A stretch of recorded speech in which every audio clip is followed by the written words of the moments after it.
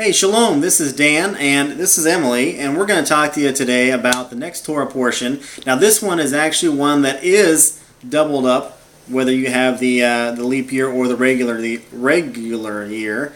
This one is one that is actually doubled up. So, we're going to look at two portions today. The first one is Tazria, which means she conceives, and the second one is Medzora, which is person afflicted with a Zarat, which I'll explain that to you a little later. First, though, let's look at the first one, and it talks about she conceives, and the words start out with this one saying that when she conceives a child, then it talks about on the 8th day that the child gets circumcised.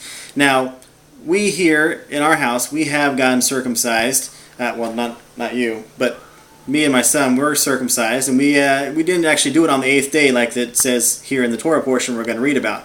But it is something that was commanded by God, and I'm going to tell you why I believe it was commanded by God. But let's look at circumcision itself first. Now, the first time we ever see this word circumcision goes back to Genesis 17. Ishmael was a child of Abram back then. Now, he did not get circumcised at that time because at that point the covenant had not come out yet.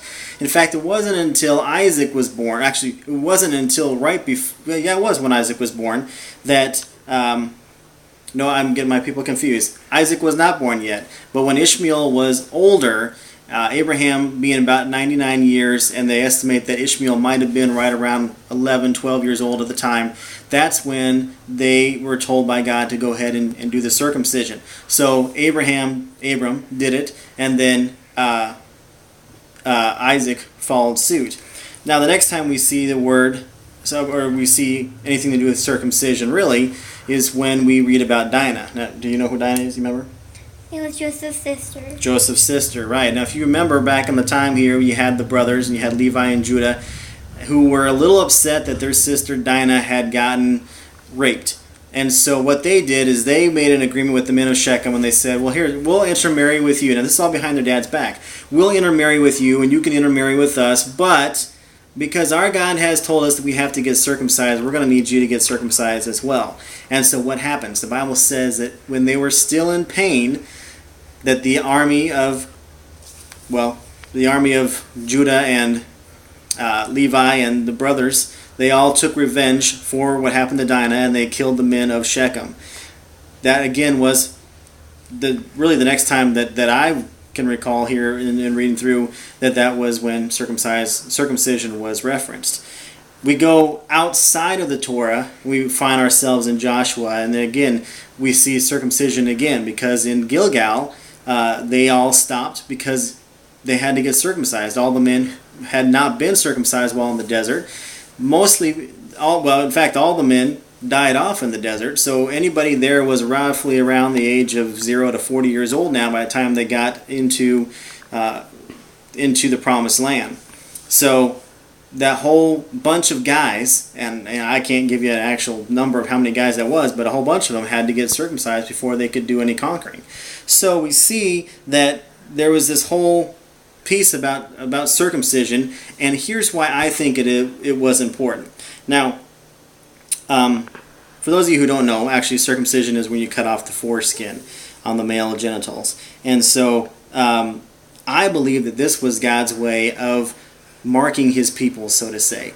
You know, God had a special people, Israel, that he loved and that is considered his child. And so as a way of marking them, or as a way of not necessarily tattooing them or branding them, but as a way of them being his people, I believe that he designated circumcision as their mark. So I don't know if, maybe that's wrong, maybe that's just my theory, but I honestly believe that was one of the reasons why circumcision was so important.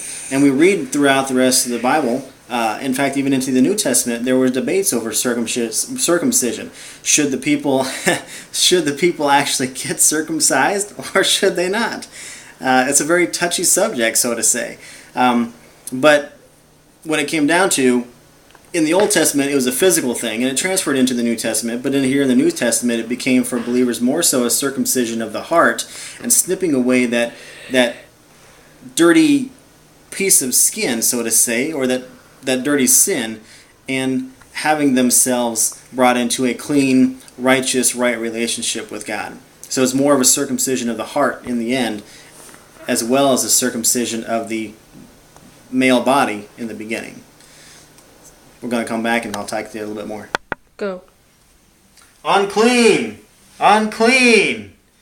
You know, in Leviticus 13:45, we learn about the topic of zarat, which is, well, here's what the verse says, is everyone who has zarat, sores, is to wear torn clothes and unbound hair, cover his lips and cry, unclean, unclean. Now, the biggest form that you probably know, if you remember anything from the New Testament about when they had to walk around calling themselves unclean, had to do with leprosy. And so that's pretty much what zarat is. It's any kind of a skin disease, any kind of an infection.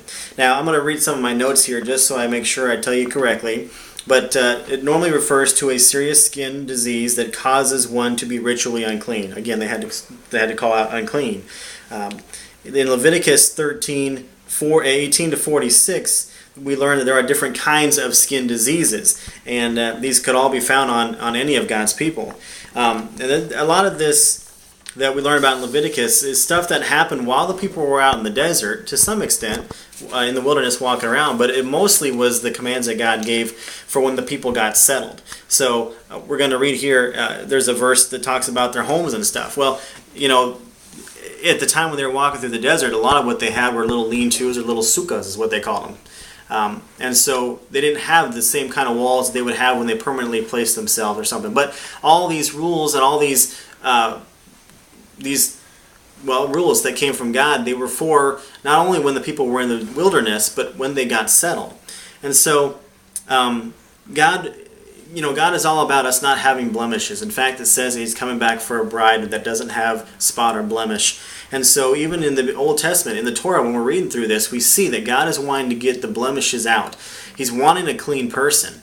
And so here we are, it talks about how they used to, if they had zarat on their scalp, the priest would come and he'd check where the loss of hair was, and he would determine whether it was a natural occurrence or a result of an infection. People got bald back then, but it wasn't always because of the fact that they were losing their hair. Some of it was because they had some kind of a skin disease or something. And so the priest would come and he would check and he would see, okay, is this from a natural cause that you're just getting old and going bald and your genes are that way, or is this something because you got some kind of a skin disease that's making you bald? And so he would check all this stuff.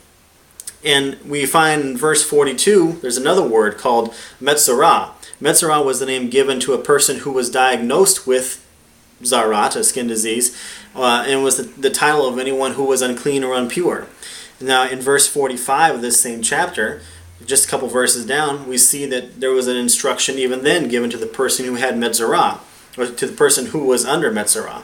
And it would involve their clothing. It says here that their clothing had to be torn. Normally, they would tear apart at the seam so they could restitch it later on. But even when they took that part off, they would still do some kind of checking. The rabbi or the priest would still do some kind of checking at that point. Now, there's a whole process for the person who was termed metzorah. Not only did they have to take that piece of clothing out for some checking, but they also had outward appearances that they had to do.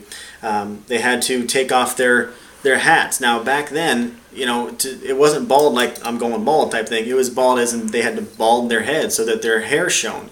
And that, in their times, for the men especially, that was a sign of disgrace. Or for the women especially, actually for everyone. It was a sign of disgrace because it was in wearing these special garments on their head that was another outward appearance of showing that they belonged to God.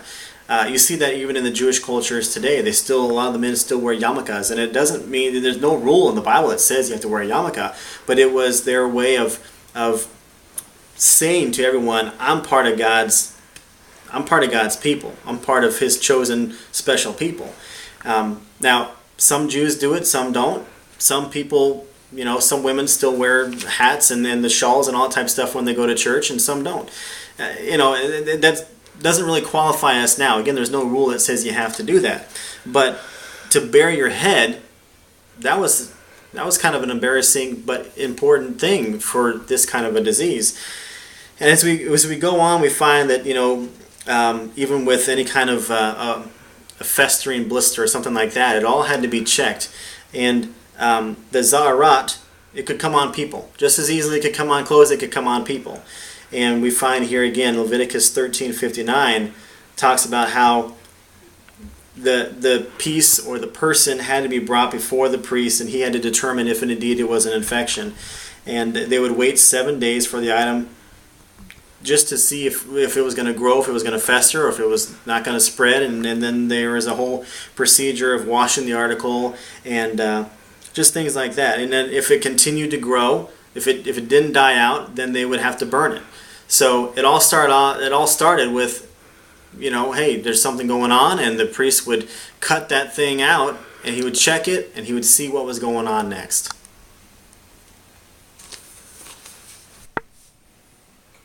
Nope, don't see any here. Don't see any? No. All right. Well, you're probably wondering what we're looking for in the tub here, and I'll tell you, because the next portion that we find, the next little segment, talks about mildew. Now, you're probably thinking, mildew in the Bible? Yeah, because here's what happened. See, like I was telling you, their homes weren't the same as we have now, but they were made out of clay bricks, and they were made out of rocks and stones and stuff like that. And they were really different from what they had when they were in the desert. Remember, because they were, like I just said, they were walking around and had lean-tos and sukkahs and stuff like that. So when they established their homes, it was very possible that some kind of mildew or algae or something like that was going to fix itself onto their buildings. And so what they would do is they would have to, again, bring the priest in. He'd have to see it. He'd scrape the walls, and then they'd do some tests to see is it's going to grow back. If not, then it's okay. If it did, then that house was condemned. And normally whenever something, whether it was clothing or their buildings or something like that, was condemned, they would have to burn it. Now, when I was doing a study last summer, I studied some stuff from Zechariah, and I found it very interesting that almost the same type thing is stated here in Zechariah. So, again, let me look at my notes here. I'm going to tell you exactly what I found. In Zechariah 5:1-4, it talks about, again, it talks about the scroll is a vision of a flying scroll. And the scroll was a curse that was going out over the land, declaring every thief be banished, as well as any who swore falsely. Here's the verse I want you to kind of understand. It says, I will send the scroll out, and it will enter the house of the thief and the house of him who swears falsely by my name. It will remain in his house and destroy it, both its timbers and its stones. Now, it says timbers and stones, and if we go back to Leviticus, we see those exact same words. We see that it talks about the... I just lost my place. The timbers and the stones. So I want us to kind of look together at how mildew has to do with our spiritual life. And it might be easy for you to see. You might be able to see it right away. But it's talking about this person in Zechariah who, if he commits a sin, he has a chance to ask for forgiveness. And if he doesn't ask for forgiveness, that sin just continues to grow. And what happens after that is when the sin continues to grow, it just gets bigger and bigger and festers, and then what? And then it eventually has to be cut off. It's the same thing we see here with mildew.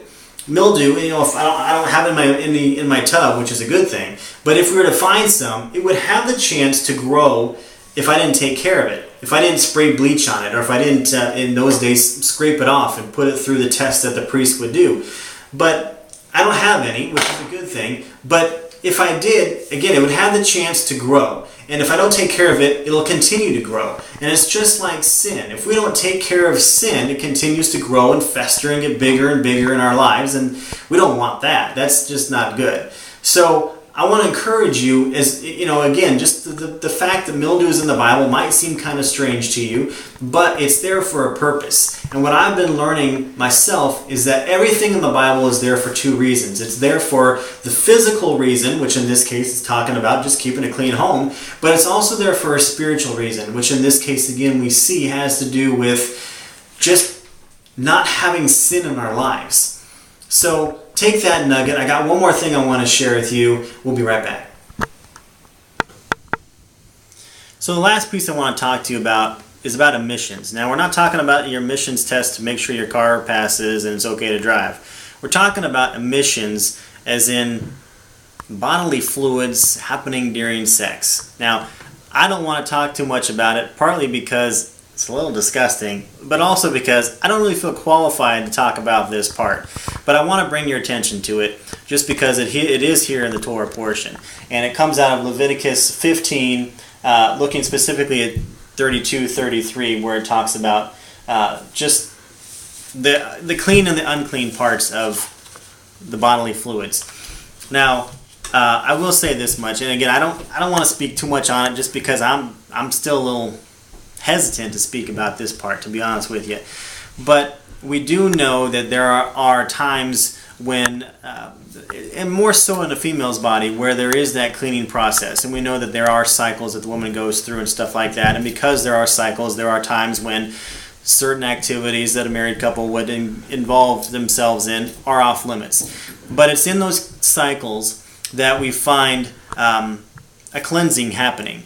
And here's the best thing that I can put together in regards to this, is that A, I don't really know much about it, and B, there is a purpose for everything that God put in the Torah. There is a reason for everything He put, and there's an order to it all. And from what I gather, not being a woman, but having been told things like this before, what I can gather is this: during that time that God does a cleansing in the woman's body, both physically, but I think it also has something to do with spiritually, where there's that time where there needs to be that cleaning. And in the guy's cycle, it's not quite like that. Obviously, we're wired a little different, but there still comes a point where if we just look at the model of what God is talking about here as far as emissions and what is a clean emission and what is a non-clean emission and stuff like that, it comes down for me to realize that there are times when God wants me to get away and to go through a cleansing process, kind of like a spring cleaning.